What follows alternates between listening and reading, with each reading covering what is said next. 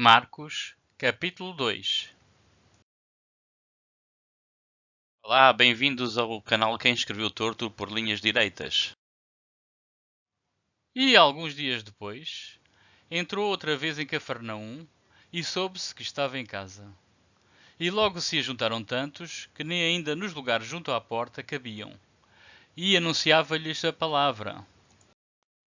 Para o autor de Marcos, a cidade de Jesus é Cafarnaum e não Nazaré. Josefo, no primeiro século, referiu Cafarnaum.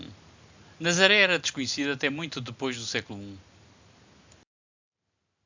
Josefo, em Guerra dos Judeus, escreveu: bordejando o lago de Genezaré, e tendo o mesmo nome, situa-se uma região cujas características e belezas naturais são extremamente notáveis. A região é irrigada por um ribeiro chamado Cafarnaum. E em autobiografia escreveu: e eu teria realizado grandes feitos nesse dia, se um certo destino não tivesse sido o meu obstáculo. Pois o cavalo que eu montava, e em cujas costas eu lutava, caiu num atoleiro e atirou-me para o chão, e eu fui ferido no pulso e levado para uma aldeia chamada Cefarnome ou Cafarnaum. E vieram ter com ele, conduzindo um paralítico trazido por 4. E não podendo aproximar-se dele, por causa da multidão, descobriram o telhado onde estava, e, fazendo um buraco, baixaram o leito em que jazia o paralítico.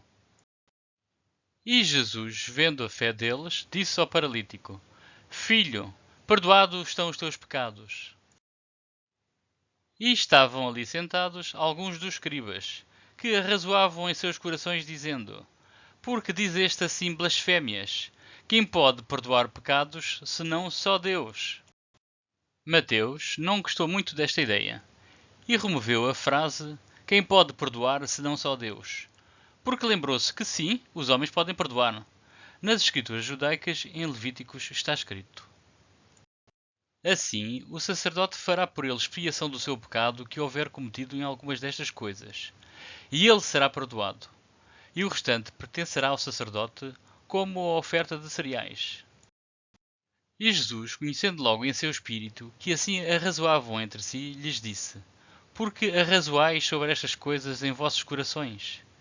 Qual é mais fácil, dizer ao paralítico: Estão perdoados os teus pecados? Ou dizer-lhe: Levanta-te e toma o teu leito e anda? Ora, para que saibais que o Filho do Homem tem na terra poder para perdoar pecados. Disse ao paralítico: A ti te digo: Levanta-te, toma o teu leito e vai para a tua casa.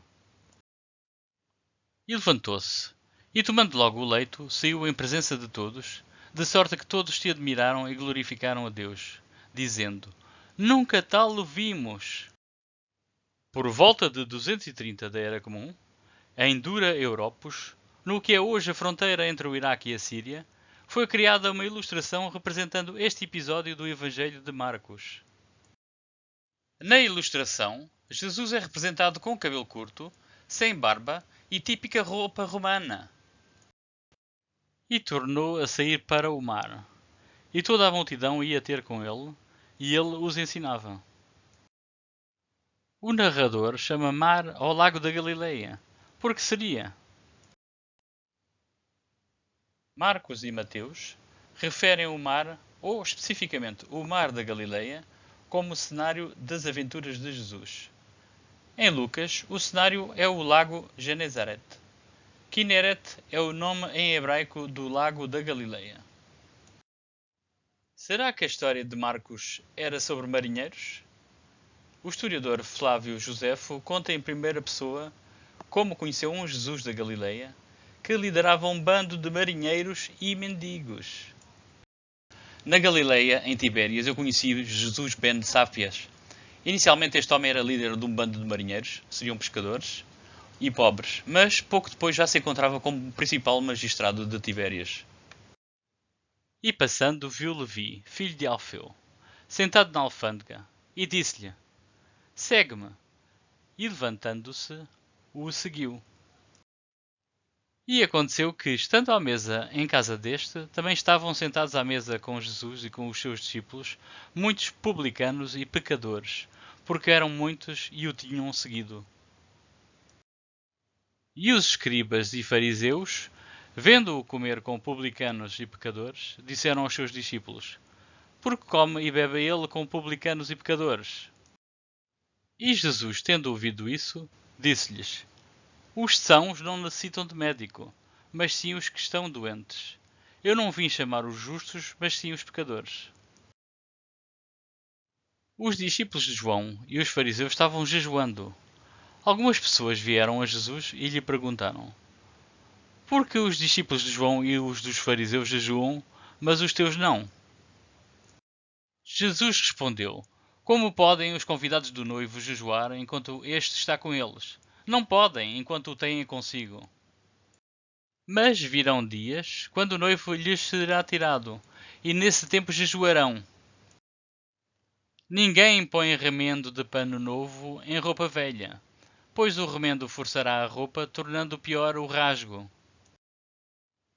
E ninguém põe vinho novo em vasilhas de couro velhas. Se o fizer, o vinho rebentará as vasilhas, e tanto o vinho quanto as vasilhas se estragarão.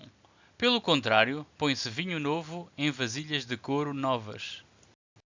O autor de Marcos aqui quer ensinar os leitores que quem está agarrado à velha doutrina, a lei judaica, não vai entender os novos ensinamentos. E aconteceu que, passando ele num sábado pelas searas, os seus discípulos, caminhando, começaram a colher espigas. E os fariseus lhe disseram: Vês? Porque fazem no sábado o que não é lícito? Mas ele disse-lhes: Nunca lestes o que fez Davi, quando estava em necessidade e teve fome, ele e os que com ele estavam? Como entrou na casa de Deus no tempo de Abiatar, sob sacerdote, e comeu os pães da proposição, dos quais não era lícito comer senão aos sacerdotes, dando também aos que com ele estavam. Aqui, o autor falhou na citação do Antigo Testamento. O sacerdote chama-se Aimeleque e não Abiatar. Davi estava sozinho e não acompanhado. Davi comeu o pão sozinho. E disse-lhes: O sábado foi feito por causa do homem, e não o homem por causa do sábado. Assim o Filho do Homem até do sábado é Senhor.